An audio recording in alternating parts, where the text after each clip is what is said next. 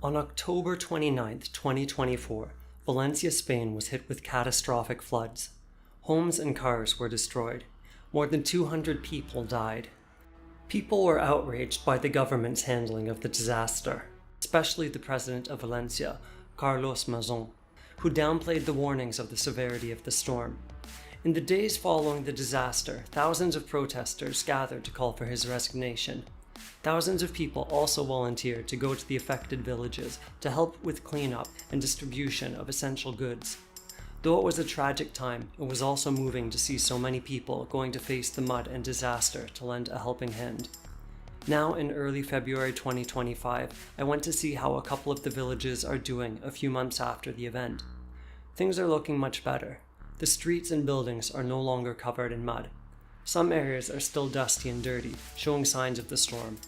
Some underground garages are still flooded, and I saw trucks working to drain them. Others have already been drained. There were many signs of gratitude for the volunteers. There were also signs calling President Mazón a murderer. It was remarkable to see the now more or less waterless riverbed in Paiporta, and just next to the river, you could see the mark of how high the muddy waters were, a few meters up, easily high enough to submerge ground floors. I saw several lots with damaged cars.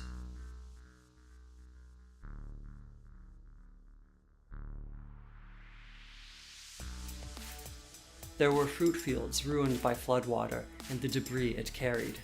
Most streets now seem usable and buses are running again. The metro reopened after being closed for weeks after the floods. However, the tracks of the trains and metro system still have not recovered in several parts of Valencia, leaving several stations still closed.